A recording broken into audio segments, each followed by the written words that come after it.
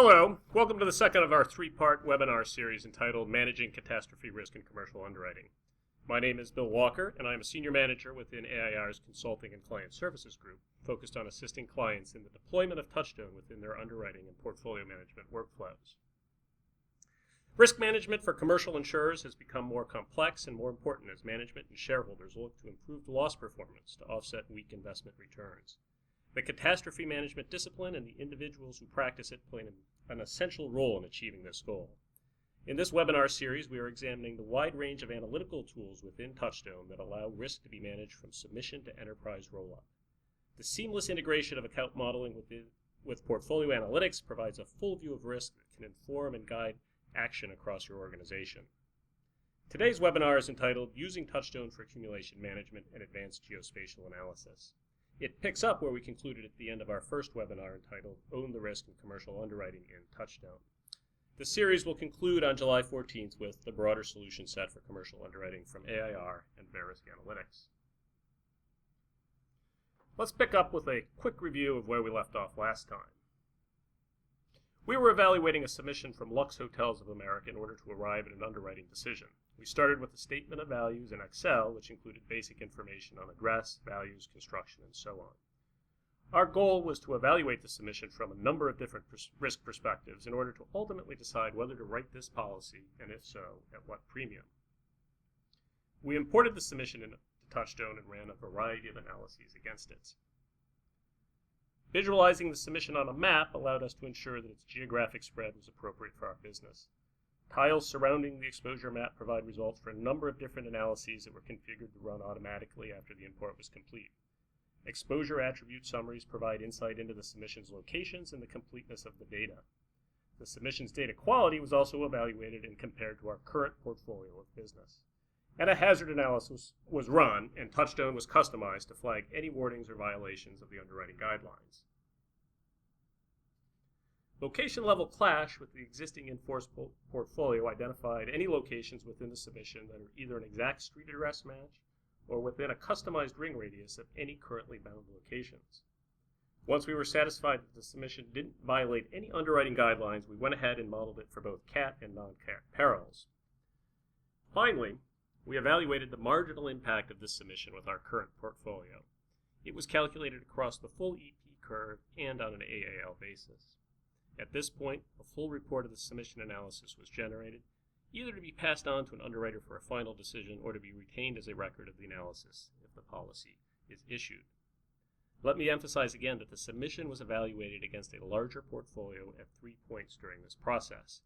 The data quality, clash, and marginal impact analyses all provide points of connection between the submission and the larger portfolio. Touchstone is an integrated platform that allows you to manage risk from the point of underwriting through portfolio management or enterprise roll-up. Touchstone Underwriting Mode works seamlessly with Touchstone Portfolio Analytics to provide you with a full suite of tools to effectively manage your enterprise risk. New submissions are considered in the context of your full portfolio, since you are not writing new business in isolation from your existing book of business. Accumulation management involves knowing where individual risks for which we are providing insurance cover are located and how many other similar risks are in the same predefined region. Broadly speaking, what are some of the questions relating to accumulation management? They include 1. What are the total replacement values and exposed limits by region and peril for my portfolio? Are we over or under concentrated in risky areas? How do reinsurers consider my portfolio? Is it attractive to them? Where, if any, are there exposure concentration hotspots that might be lurking in the enterprise portfolio but not necessarily visible in larger accumulation zones? When a catastrophe has or is about to occur, how can CAT management assist the larger organization, either by providing guidance to senior management on potential losses to our portfolio or assisting claims in planning a response? How can we monitor whether program business is being written according to our underwriting guidelines? And how have exposed limits and geographic distributions of losses changed since the last reporting period, whether that was last quarter, last month, or even just last night? Greater insight into the answers comes with the ability to combine exposure data and exposed limits with other information such as flood risk, distance to coast, proximity to fault line, and other hazard metrics, as well as considering historical events. Touchstone's Geospatial module also allows complicated multivariable analyses to be displayed in a visually appealing and easy-to-understand format. This, in turn, allows you to answer the questions on the screen and to effectively communicate those answers and your analytical insights across the entire organization in order to influence the risk management process. Before we dive into answering these questions, we first need to briefly consider the question of what is meant by the term portfolio that is either explicitly or implicitly included in our questions. What does this portfolio actually consist of? It consists of your exposure exactly as you need it organized in order to generate the analytics and reporting required. You have the complete flexibility to create and define your portfolio in a manner best suited to your needs. For example, it could be your in-force portfolio as of last quarter, last month, or even last night. It can include multiple lines of business, not all of which are modeled at the point of sale, such as programs administered through third parties. The frequency with which it is updated is based upon your analytical needs. You can, in theory, refresh the master portfolio on a nightly basis to capture that day's production. The tremendous flexibility of Touchstone allows you to work with your exposure data in a variety of manners. From an accumulation management perspective, you can filter the portfolio to regions important to your enterprise and work with them separately, or even analyze the type and quality of quotes that have been considered. What we are currently looking at is the enterprise portfolio into which our Lux Hotel submission will be added. This portfolio represents all of our lines of business and the various programs we participate in. The enterprise is global in nature, with exposure across the Americas and Europe, as well as in Asia and Australia. The orange circles with numbers represent location counts, and these will result in finer or coarser detail as we either zoom into or out from the map. And surrounding the map are summaries displaying replacement value by various exposure attributes. The portfolio, or any filtered subsets of it which we might choose to create, can be an object of a loss analysis utilizing AIR's stochastic or historical event catalogs. The stochastic modeling provides the shape and distribution of expected losses, tail value at risk metrics, as well as where historical events would fall on the curve were they to occur today. A thematic summary event losses by geography can also be viewed with the resolution determined by the analysis options selected. Loss results such as this can also be referred to in the underwriting mode to determine marginal impact.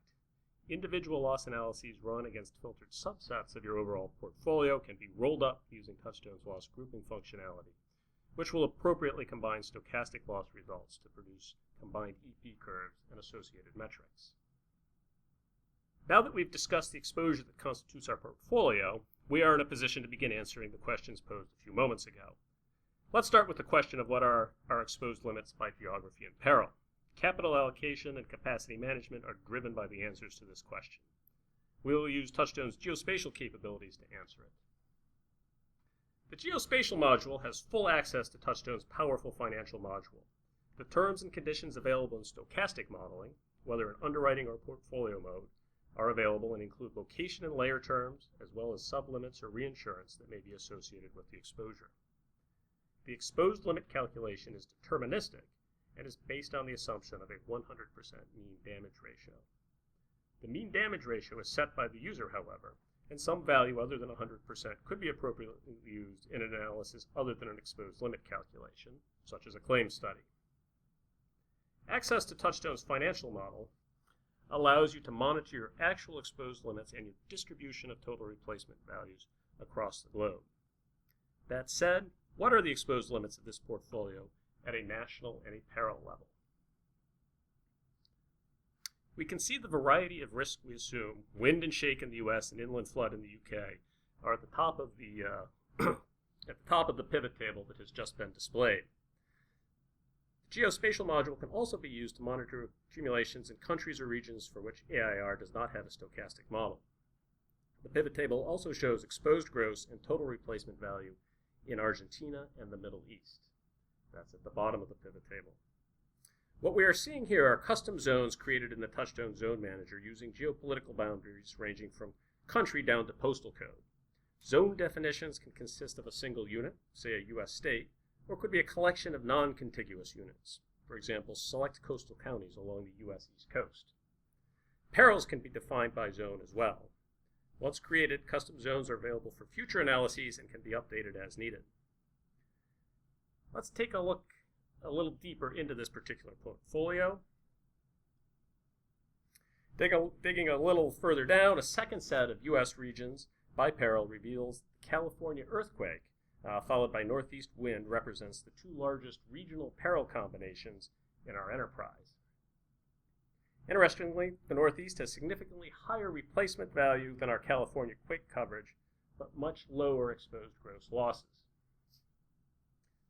Moving down a level further to a limited number of counties, we can see that New York County and some of the surrounding metro area counties, such as Kings and Queens County, are important contributors to the Northeast region exposed gross. Harris, Broward, and Miami-Dade make the top of the list as well. So far, we've only looked at one-way analyses, basically exposed limit and replacement value by geography. Two-way analyses can also be created in Touchstone. The pivot table currently displayed provides a breakout of exposed gross limits by geography and construction. The quality of our exposure data outside the U.S. looks particularly weak. For example, in Australia and France, almost all of our exposure is of unknown construction. But even in the U.S., 10% of the earthquake book and 20% of the wind book by exposed limit appear to be of unknown construction. This analysis can be repeated with a variety of exposure attributes at either the contract or location levels and include user-defined fields. In addition to exposed gross and gross AAL, other loss perspectives include ground-up, net of pre-cat, and post-cat nets. Coverage level replacement values are also available for analysis. Accumulation management is, of course, important to internal clients such as ERM or capital modeling, but there are also important external clients such as reinsurers participating in your program and various regulatory and rating agencies. Reinsurers evaluate the risk profiles of many cedents alone and in combination in order to construct a portfolio that meets their risk and return objectives. Understanding how your risk is viewed further up the insurance value chain can inform expectations for reinsurance cost, growth and retraction plans, as well as broadening the number of insurers potentially interested in participating in your program. Reinsurers may consider the response of a portfolio to both Lloyd's RDS events and representations of historical events included within the AIR event catalogs. Lloyd's syndicates are required to report their accumulations against a standard set of zones to ensure that they do not exceed their allocated capacity. The Lloyd's RDS events appropriate to geography and peril are run automatically anytime a stochastic loss analysis is run. In addition, the RDS footprints with appropriate mean damage ratios as specified by Lloyd's can also be run in the Geospatial module. Historical events are also automatically run with a stochastic loss analysis based on location level detail, but are also available in the Geospatial module to allow exposed limits to be determined. A geospatial analysis of our enterprise portfolio has been run with multiple RDS and historical events to evaluate the exposed limits across a range of geographies. Examining the pivot table, we see that the historical representation of the 1994 Northridge event represents our single highest exposed gross limits, at roughly $655 million. Our next greatest exposed gross limits are due to Northeast wind events, specifically the RDS Northeast and 1938 New England hurricanes.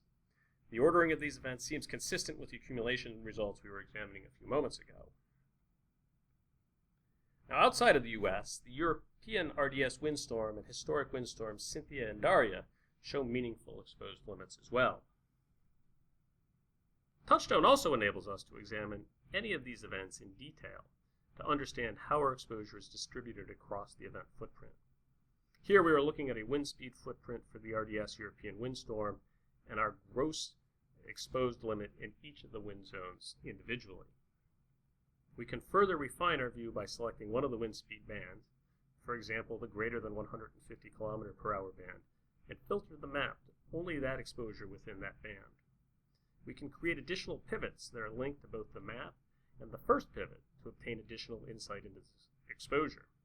For example, we can consider this question: is our exposure data quality in this footprint creating uncertainty in our modeled losses that would impact how much we are paying for reinsurance? Examining the two-way pivot between the wind speed and geocode quality, broken out by country, we can see that there is an important portion of this exposure geocoded at postal or worse, with the balance at user supplied. Remembering that these results are for the highest wind speed band on the coast, we can conclude that there is in fact some uncertainty due to the geocode quality. What if we consider another primary attribute, such as construction?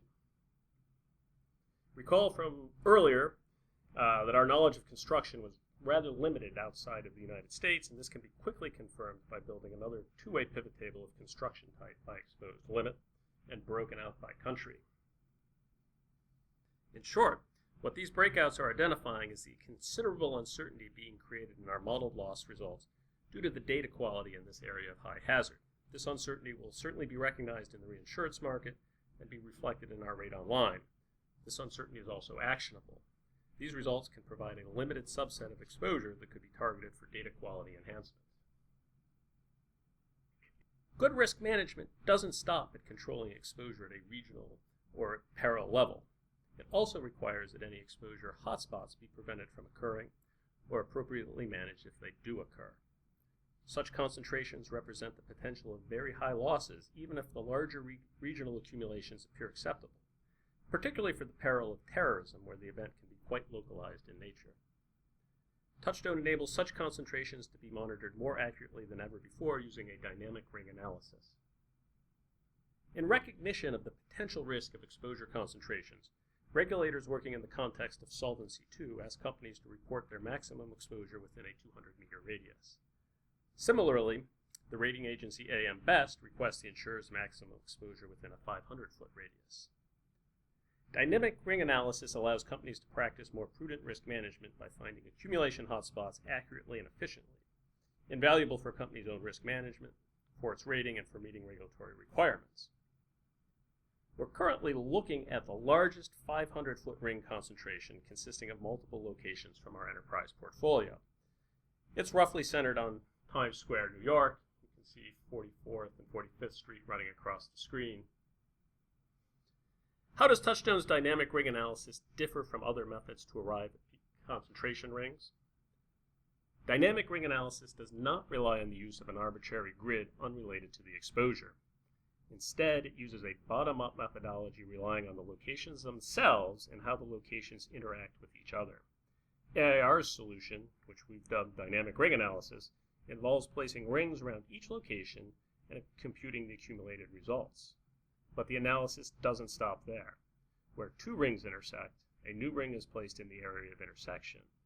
Or, if more than two rings intersect, Touchstone determines the centroid of the shape created by the intersections and places a ring at that point. In short, the difference is that Touchstone determines peak concentrations based on your exposures and not on your assumptions. The results of the dynamic ring analysis are quickly browsed in Touchstone. At the top of the screen, arranged in descending order based on exposed gross loss, are the individual rings returned from the dynamic ring analysis. Additional information includes the total replacement value, the number of locations included in the ring, and the peril for which the analysis was run.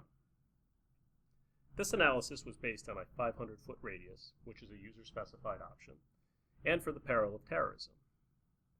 The other tiles on the screen are linked to these results and let us identify the contributing locations, contracts, and layers for a particular ring, as well as visualizing the locations on an interactive map.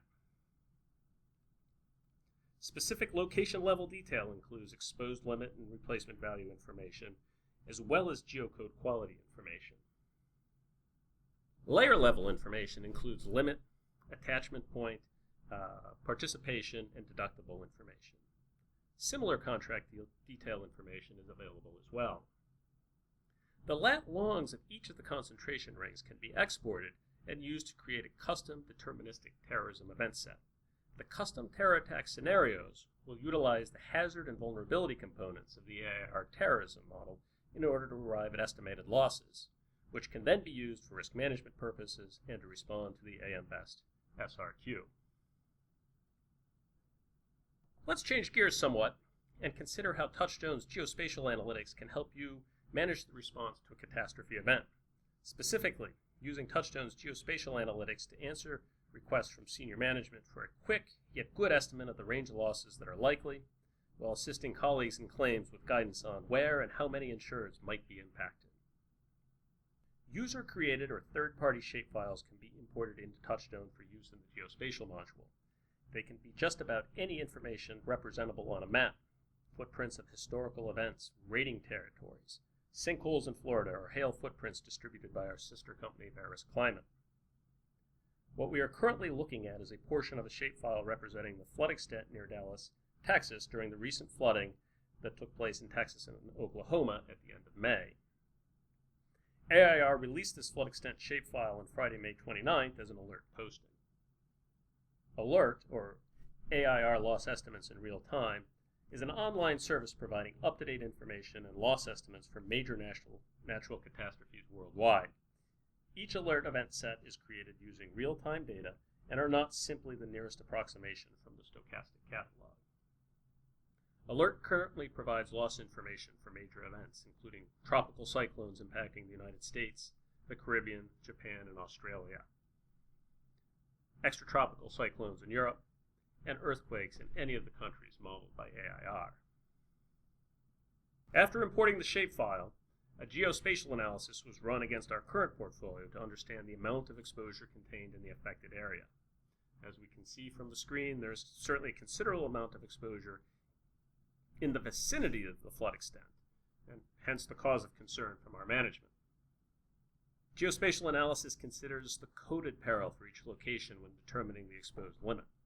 A pivot table helps us to quickly identify how much exposure in each city has been impacted and what the total exposed limit is. In this particular case, the total exposed limit across both states is just under $10 million. Clicking on Dallas isolates only those exposures that are both within the flood extent and coded for flood. Fortunately, it appears that our exposure has not been very seriously impacted by the flooding. Remember, our exposed limit calculation is based on a 100% damage ratio, so this is an upper bound or the worst that could happen. Not all of these locations are likely to experience a total loss. This analysis could be rerun, assuming a lower damage ratio to provide a low bound on the estimate that we provide to our senior management. Our management is, of course, happy to hear this good news, but have come back with two follow-up questions. How much exposure do we have nationally in the floodplain, and how do we know? We can again use Touchstone to respond to these questions. We are currently viewing the AIR 100, 250, and 500-year return period maps in the Dallas area. AIR has prepared inland flood return period maps for the entirety of the lower 48 United States based on the hydraulic model that underlies AIR's probabilistic inland flood model. Similar in concept to the FEMA DFIRM, but based on AIR's hydraulic model, these return period maps can be used to assess exposed limit within each footprint and identify locations within a flood zone. Similar return period maps for storm surge based on AIR's storm surge model will be released later this year. We can also overlay the Texas footprint, now in purple over the AIR return period extents, to compare them and see that the locations impacted by the recent flooding are all within the 100-year return period extents. Well, apparently flood is top of mind right now, and the questions from management keep coming in. Now they want to know about our exposure to flood outside of the United States. We already saw from a previous slide that our UK flood exposure is present, but the geospatial module can also be used to extend your modeling capability to countries and perils for which there's not currently a stochastic model. AIR provides several such files already to evaluate flood risk in several different regions of the world. These include flood depth return maps in Brazil and flood extent return period maps in China and Thailand. These can be used in a manner similar to custom shape files such as the Texas and Oklahoma flood extent example just considered, or the AIR return period maps.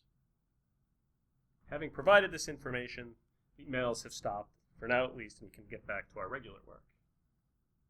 And part of our regular work is to evaluate on an ongoing basis program business bound by our distribution partners. Let's consider how we can use geospatial techniques to answer the questions of how well underwriting guidelines are being adhered to by the MGA binding our program business.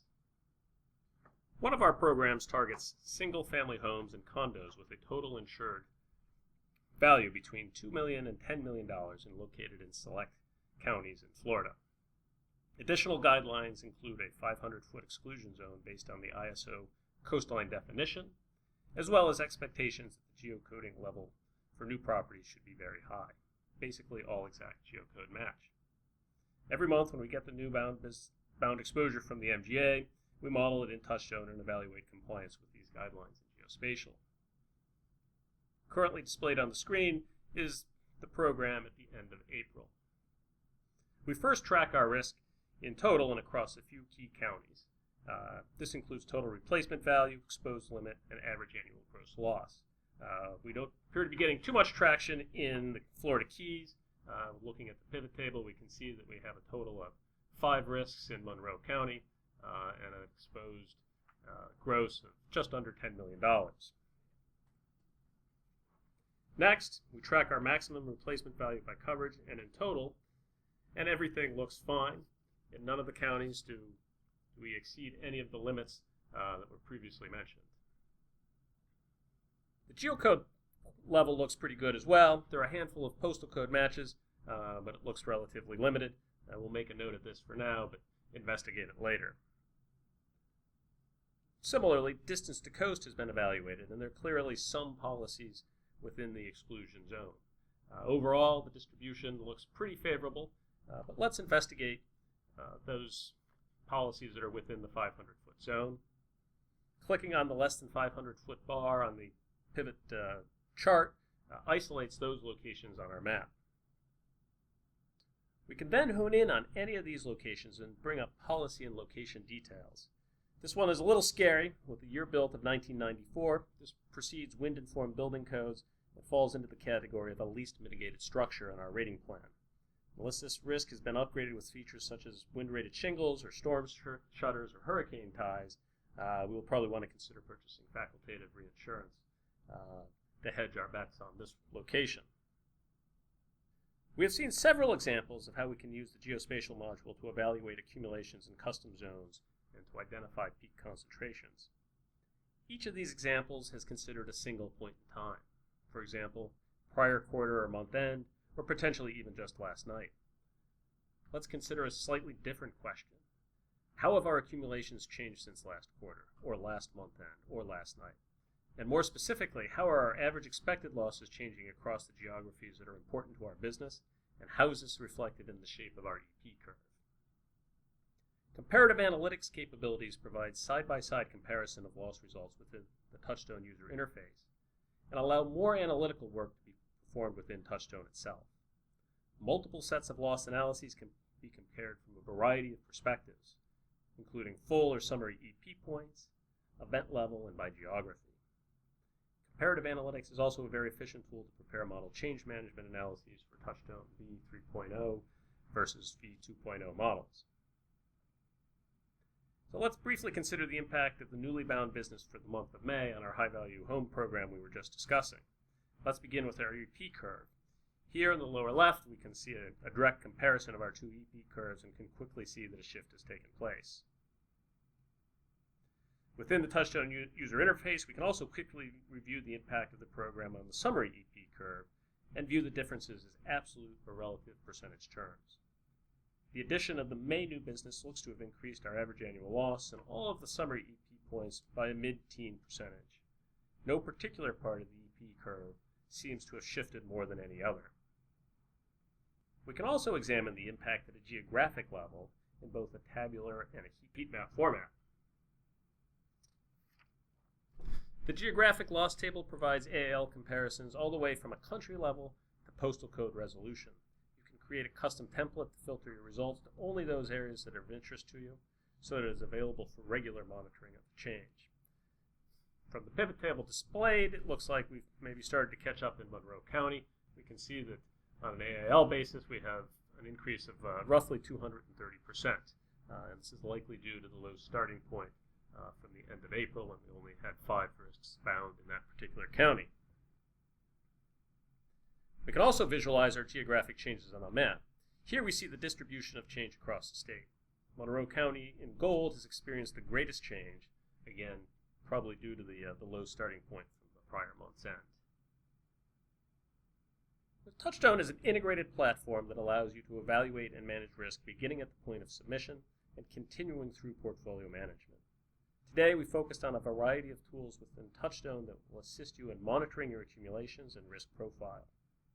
Geospatial analytics allows you to answer questions such as, How are my accumulations distributions distributed across the map? Where are my peak concentrations located? And how might the participants in my reinsurance program be looking at my exposure? We also saw how geospatial analytics could help you prepare or respond to an actual event, in this case the recent floods in Texas and Oklahoma. Comparative analytics lets you answer the question of how have my accumulations changed over time and what is the impact on my EP curve. These are only the beginnings of what Touchstone can do. Its flexibility combined with your creativity and insight will undoubtedly help you find solutions to the challenges your business is facing. We appreciate your attention, and we ask that you please join us on July 14th when the series will conclude with the third and final presentation, the broader solution set for commercial underwriting from AIR and Bear Risk Analytics.